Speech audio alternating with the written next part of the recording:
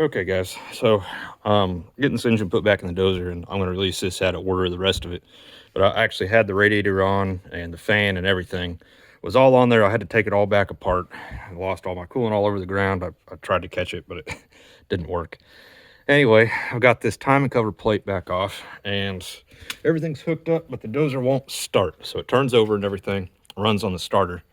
And so I had a feeling I had something wrong with this fuel timing, and that is the problem. So now I marked this idler gear with that gear, the camshaft gear, whenever I took this apart.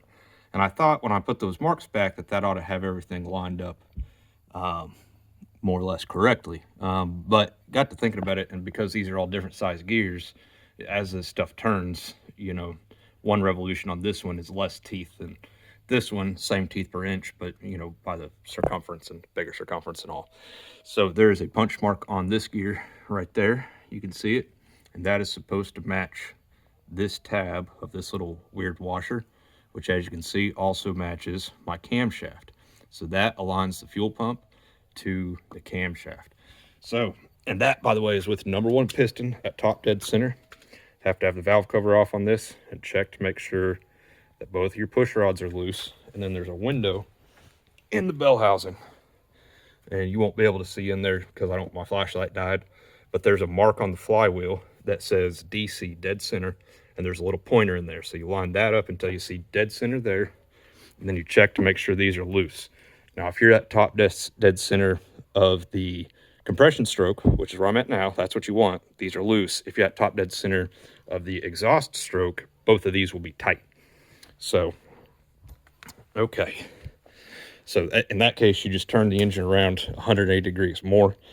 It says you can use a screwdriver through that window, but with all the stuff in the way, I found that to be difficult. So I just put a big pipe wrench on this thing here. So anyway, when you're reassembling this engine, this would have been much easier to do on the stand before I even had the head put on.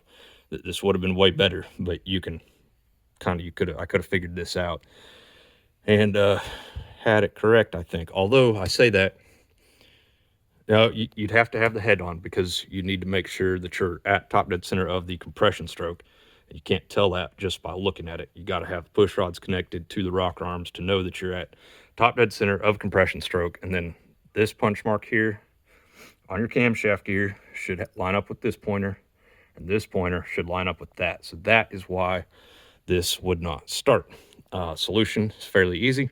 I'm just going to take this idler gear out. We'll turn this until I'll put the tab back in so I know where the pointer is, and we'll turn this, and then we'll kind of play with this as we align everything and get it all back the way it should be.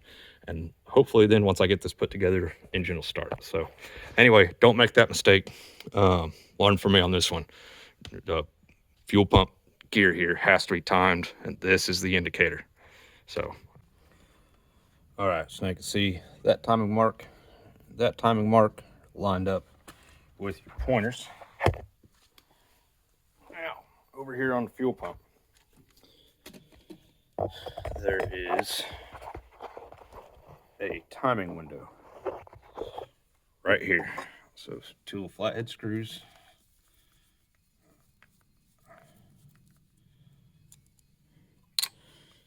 I'd have bought a new gasket for this if I thought about it, but we should be able to reuse this old one here. Okay, so you take that timing window off. Now, I can get you in here. There, you can see that timing mark there, and then the one on the side. So you can see we're a little bit too far down. So in order to fix that, what you do is you have to loosen up the 3 mounting nuts on the front of the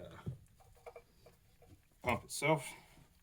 These 2 you can get to with the normal wrench. This one back here you have to have a special wrench. That one's pretty custom. This is from working on my backhoe. I had to make that special wrench. Oops.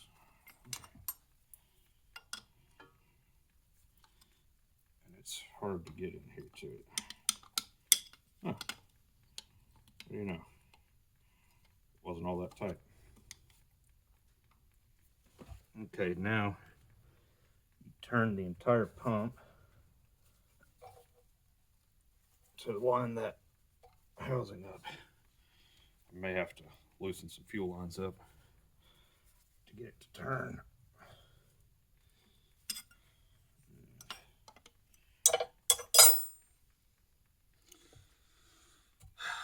It's 9/16, by the way. Yeah, these are loose already.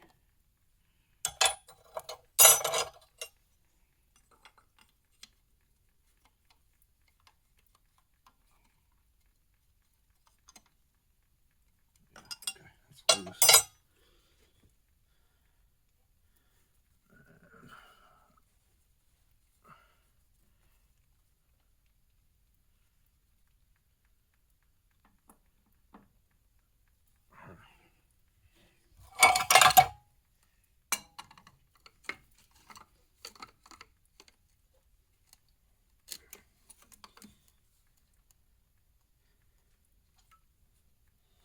I don't know if I have enough adjustment.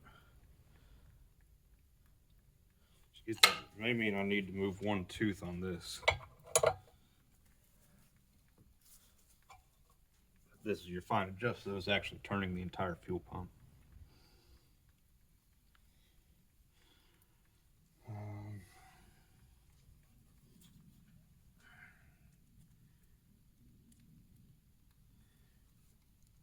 There's quite a bit off.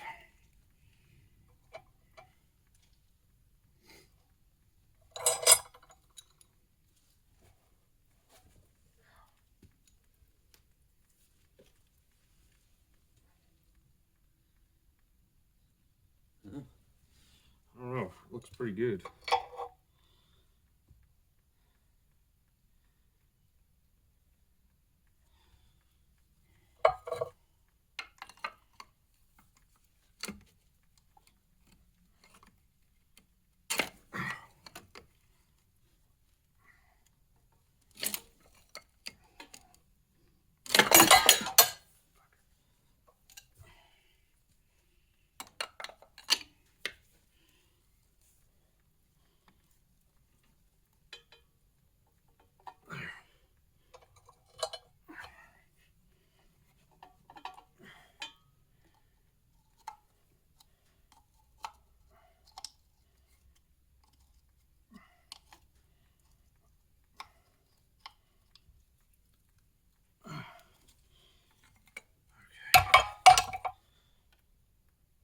That's pretty dang close.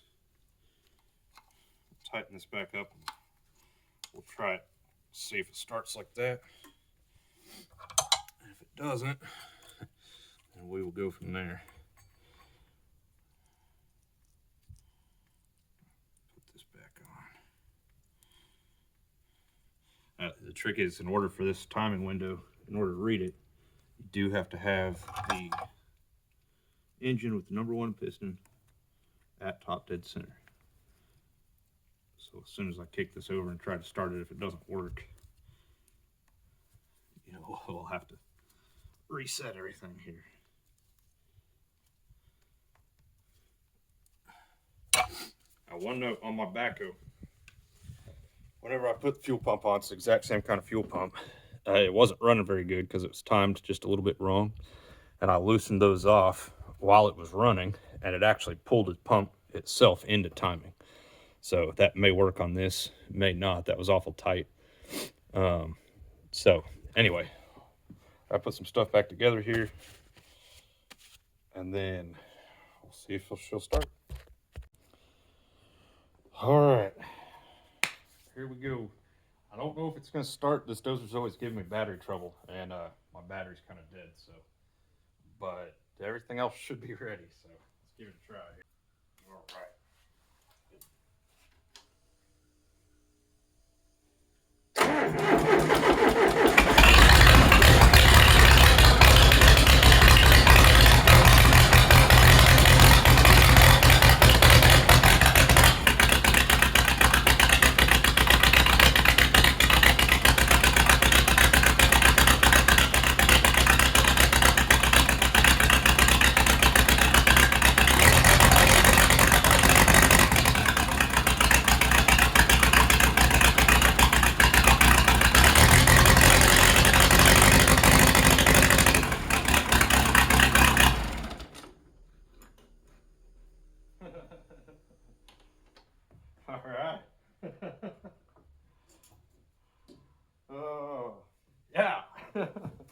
So, all right, I got some stuff left to put back together, and sounds like my fuel might be just a little bit off. So we'll fine tune that. I don't have coolant in it yet either.